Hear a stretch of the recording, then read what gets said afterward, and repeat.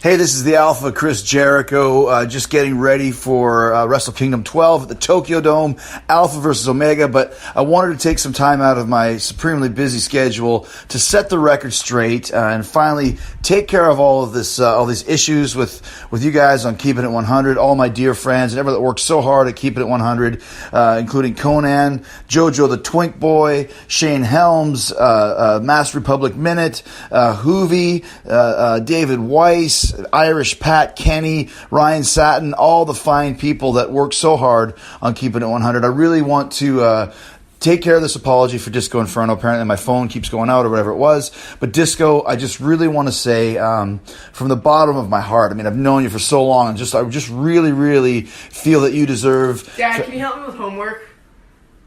Oh, sure. Family first, guys. I'll be right back. It's Hughezy. Hello. You heard the apology of Jericho 3 at the top of the show. Now hear Disco's response to that apology, and also Disco's belief that Jericho's continued insults have even influenced Jim Ross's opinion of him, as well as the latest update on the Make Chris Jericho Apologize to Disco Inferno petition on change.org. Oh, so this is like to be continued. Wow. So it is coming. That really wasn't disrespectful. That's his son, bro. I kind of get the feeling that he's just sending us these every week so he can basically promote it's Alpha versus Omega at Wrestle Kingdom and stuff like that. And since that show airs, when is it? January 4th, right? January 4th. Right.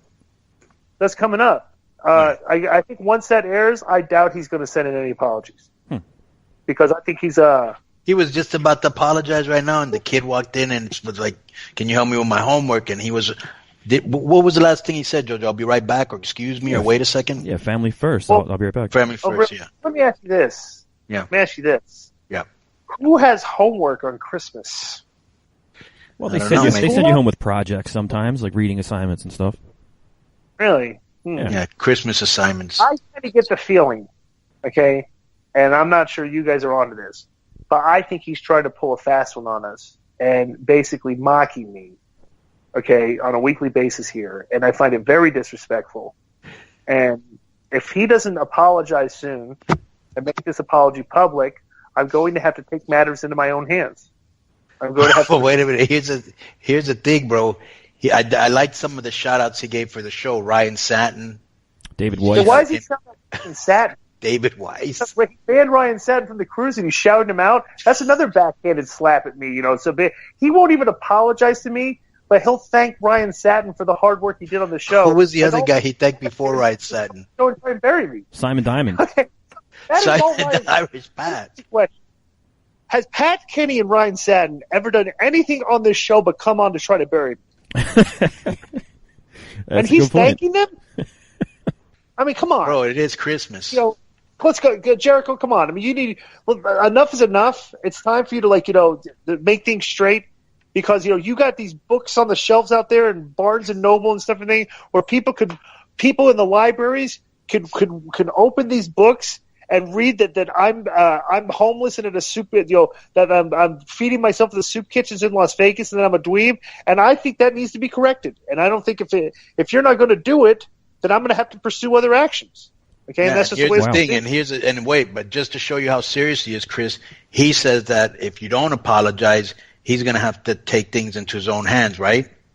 That's just what I said. You just repeated exactly what you said. All right. So, if you go to Sapphires, you could get a hand job. You know what I'm saying? Wow. Like a discount probably. Well, bro, It is this holiday season. This isn't fun. Yeah. This isn't fun. All these podcasts, do you have the Jim Ross podcast? Do we have the Jim Ross podcast? Do we have the recording of that? Yeah. Do you have that? Yeah, we do. That clip?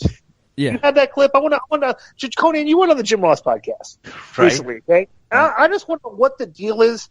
That why, the Lance Storm podcast, the Raven podcast, the Talk is Jericho, the Jim Ross podcast. How come all these podcasts? Everybody's feel the need to bury me on these podcasts. What? I mean, I don't understand this. What do I do? What? I don't deserve this. What? Well, I don't even remember. Do you have it? Can you play it? Because I don't remember what Jim Ross said. Yeah. Let me tell you what I'm going to put on my bucket list right now on your podcast, okay? You and me, sometime in the near future, it'll have to be next year for sure, either going to a Miami game or to Oklahoma game. And if we ever meet, we have to go. I don't know about the tickets in Miami, but I can damn sure handle Oklahoma. All right, I got you in my hometown, that's for sure. All right, brother. All right, hey, look, right. I appreciate you jumping on. Yeah. Conan has got a great podcast, folks. Keeping It 100 with Conan. Check it out wherever you listen to podcasts. There's a million places to listen to podcasts, and there's almost that many wrestling podcasts. This is a good one, and it's diverse. It's got wrestling, pop culture, and sports, a lot of good things on it. And don't blame Carlos for Disco Inferno. Just don't do it. No. Sometimes you've been known to give a helping hand to those in need, and Disco's Disco. 100%. Yeah. 100%. All right. What is that supposed to mean? Okay, so if you listen to the thing, and I'm going to give you the backstory just so you know. Remember he said that you were I give a helping hand to a friend in need? Right. Chris Jericho and him are also on podcast. When Chris Jericho had told him about the soup kitchen thing, so the guy thinks like you're broke or something, all right? And if you also listen, unprovoked, nothing. I never said your name. He Shark Boyed you. Out of nowhere, he came out and he brought that up. He goes, hey, for those of you listening to the show, don't blame Carlos for Disco Inferno, So I didn't even, because you're trying to say that maybe I had something to do with it, what you're implying.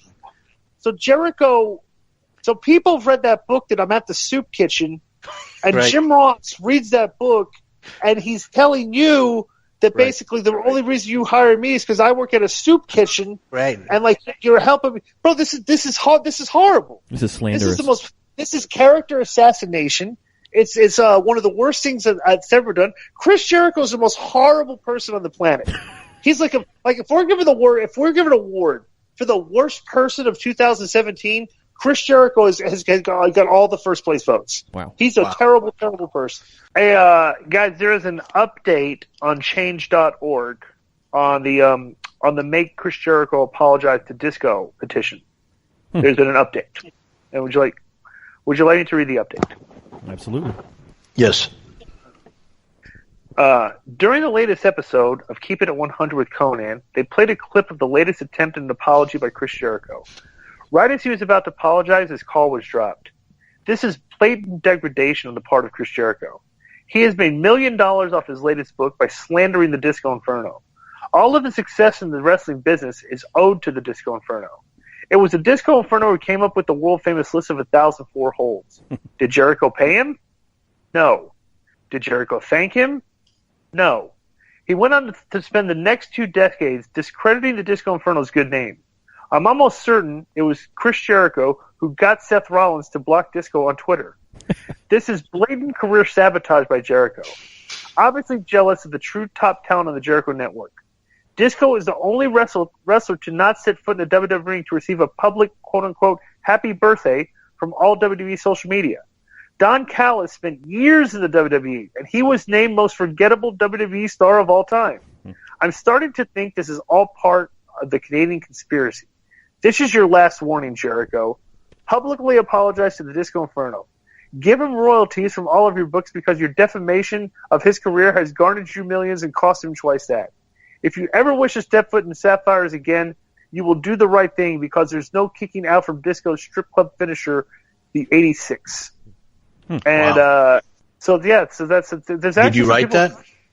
No, absolutely not. This is from Daniel Rivers from Marblehead, Massachusetts. Thank you, Daniel, for stepping up. Didn't we talk about that last week? That sounded like a fictitious hometown. Yeah, that's ridiculous. There's no way that's a real town.